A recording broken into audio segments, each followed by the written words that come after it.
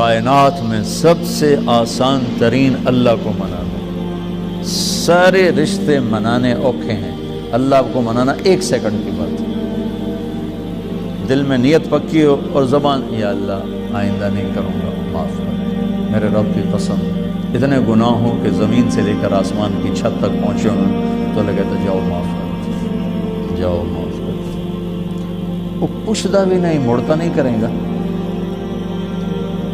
ہم تو پکا کرتے ہیں ہاں بھائی آئندہ تو نہیں کرو گے، وہ پوچھتا بھی نہیں ہاں بھائی ان کی صلاح ہے، اگاں کی صلاح ہے، کرنا ان کے نہیں کرنے، یہ نہیں کرنے، اچھا جہاں تام معاف کیا، یا اللہ معافی مل سکتی، کہا یہ کیوں کہتے ہو مل سکتی، جاؤ میں نے کر دیا، کر دیا۔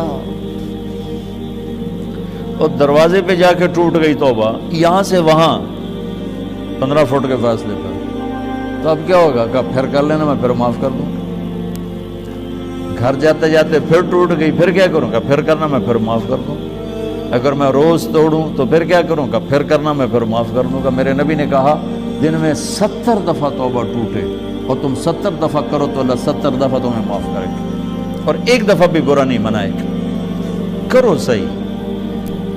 یہ شیطان چکر دے گا کہ ایسی توبہ دا کی فائدہ، اتھے کرو اتھے توڑ دیو، بڑا فائدہ ہے، کیا پتا درمیانی وقفے میں اللہ بلا لے اور پاک صاحب پہنچ جاؤ۔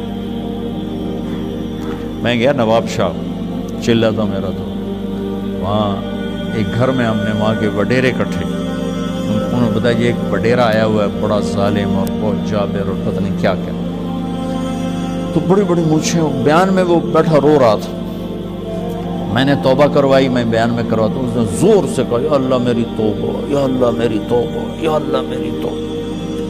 ڈیرے میں جا کر کہا سائیں اساں توبہ کر لئیے، اور شام کو مر گیا۔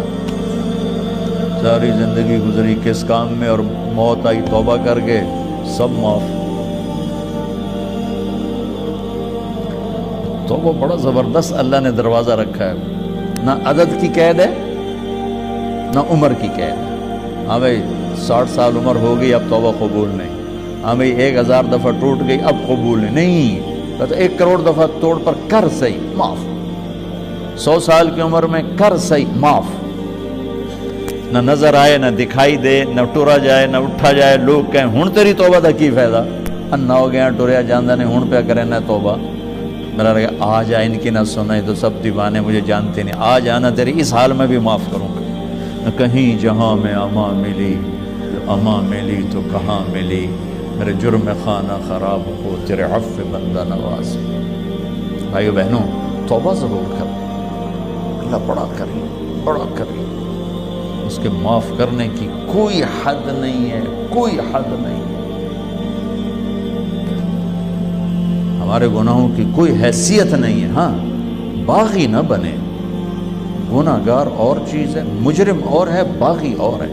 باغی ہے کیوں ہے جو شراب پیتے کیوں ہے، زنا کیتا تھا کیوں کہ سارے کر دے پھر میں کیتا تھا کیوں ہے، یہ باغی ہے۔ باغی کا قانون اور ہے اور ملزم کا قانون اور، جی غلطی ہوگی کر بیٹھے ہیں جی ہو گئی، یہ اور ہے، میں کیتا کی ہو گیا یہ اور ہے۔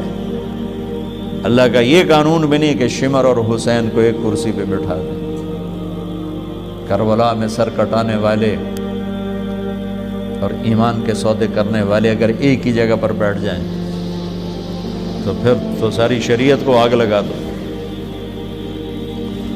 تو ایک میرے رب کا نظام بھی تو ہے، اگر رات کو ناچنے والی اور رات کو رونے والی کو اس نے ایک کر دینا ہے تو اتنی بڑی شریعت کیوں ہوتا ہے؟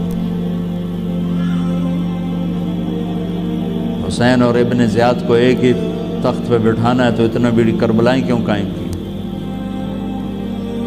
تو یہ تصور بڑا غلط ہے۔ اللہ بڑا غفور الرحیم ہے، آپ پہ معاف کرے گا۔ اے میں مولوی ڈرائی جان دینا، اللہ بڑا غفور الرحیم ہے، آپ پہ معاف کرے گا۔ آپ پہ تمہاری دکانیں تو کھولتا نہیں، تمہاری فیکٹریاں تو آپ پہ چلتی نہیں، وہاں تو سر پہ بیٹھے ہوئے۔ تو جنت بھی ایک میرے رب کا نظام ہے، اس کی رضا بھی میرے رب کا ایک نظام ہے۔ ایک اس کی رحمت ہے جس کو چاہے معاف کرے، ایک اس کا قانون ہے جس نے کھرے کھوٹے کو الگ کرنا ہے۔ تو ایک عرفات کا سب سے، دیکھو میرے نبی نے کوئی نفل نہیں پڑھے، کوئی تلاوت نہیں کی، بس دعائیں مانگتے رہے، 2 نمازیں کٹھی پڑھ کے 2 رکعت، تو عرفات کے سب سے بڑے عمل کوئی مصنون چیز نہیں، اتنے باری اے پڑھو، اتنے باری اے پڑھو، اتنے 100 باری اے پڑھو، تمہارے ندامت کے آنسو ہیں اور تمہاری ٹھنڈی آہیں ہیں، یہی عرفات کا عمل ہے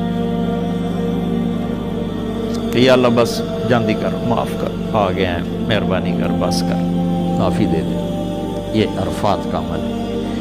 منا کا عمل ہے جو ابراہیم علیہ السلام اور اسماعیل علیہ السلام نے بنیاد رکھی، وہ ہے جذبات کی قربانی، اللہ پر جان مال قربان کر دینا، مال کے غلام نہ بننا، جان کے غلام نہ بننا، اللہ کے غلام بننا، جان مانگی جان دے دی، اولاد مانگی اولاد دے دی۔ دوسری بنیاد ہے کہ ہر حاجی سیکھ کر آئے کہ یا اللہ تیرے اوپر کس طرح سب کچھ لگانا ہے، بچانا نہیں لگانا ہے، جھگی پھونک تماشا دیکھ، لگانے کا مزہ بہت اعلیٰ ہے بچانے سے۔ اور ایک ہے مال لگانا، وہ تو بڑے سخی موجود ہے، ایک ہے جذبات قربان کرنا جو باپ بیٹے نے کیے، جذبات کی قربانی، احساسات کو کچل دینا، یہ کروڑوں روپے خرچ کرنے سے زیادہ مشکل سخاوت، بہت بڑی سخاوت ہے اپنے احساسات اور جذبات کو اللہ پہ قربان کر دیں۔ عمر بن عبدالعزیز،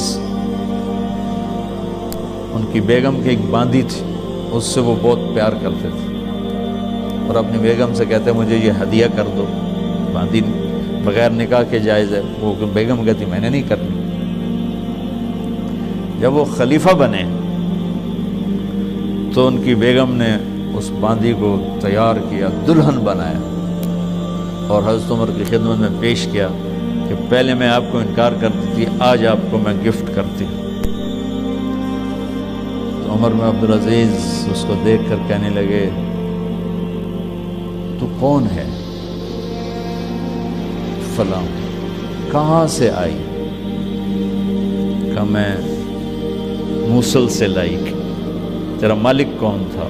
فلاں تھا۔ زبردستی لایا گیا تجھے؟ کہ زبردستی لایا گیا۔ حکم دیا اس کو اس کے مالک کے پاس واپس بھیج دیا جائے۔ وہ کہنے لگی این وجدک یا امیر المومنین، امیر المومنین وہ آپ کا عشق کہاں گیا جو میرے ساتھ تھا؟ کہا وہ اس وقت پہلے سے دگنا ہے، لیکن تجھے اللہ کے حکم پہ قربان کرتا کہ اب میں عدل کی کرسی پر بیٹھا ہوں، اب میں نے عدل کو زندہ کرنا ہے، جذبے کو نہیں۔ یہ دوسری چیز ہے کہ اللہ تعالیٰ مجھے بھی دے دے، آپ کو بھی دے دے، ہماری مسورات کو بھی دے دے کہ اللہ اس کے رسول کی رضا کے سامنے اپنے جذبات کو کچل۔ تیسری چیز جو ہمیں ملی وہ جناب رسول اللہ صلی اللہ علیہ وسلم سے دعوت کی ذمہ داری ملی، تبلیغ کی ذمہ داری ملی، جو آپ نے منا میں 2 دن 10 اور 11 کو کہا فَلْيُبَلِّغِ الشَّاهِدُ الْغَائِبُ، میرا پیغام تمہارے تک ہے۔ تبلیغ کا یہ مبارک کام جو اس وقت 6 بر اعظم میں ہو رہا ہے۔ ابھی ہم انگلینڈ اور ترکی کا سفر کر کے میں واپس آیا ہوں، ابھی تو ہڈیوں سے وہ تھکاوٹ ہی نہیں نکلی کہ آپ بھائیوں کی زیارت اللہ نے مقدر فرما دی۔ تو یہ تبلیغ کا مبارک کام جو اس وقت 6 بر اعظم میں پھیل چکا ہے اور اللہ کے فضل و کرم سے ہر قسم کی فرقہ واریت سے پاک ہے، آپس کی نفرتوں سے پاک ہے۔ یہ محنت ہمیں میدان منا میں اللہ کے نبی نے سپرد فرمائی کہ میرا پیغام آگے پہنچانا تمہارے ذمہ ہے، فَلْيُبَلِّغِ الشَّاهِدُ الْغَائِبُ، میرا پیغام آگے پہنچانا تمہارے ذمہ ہے۔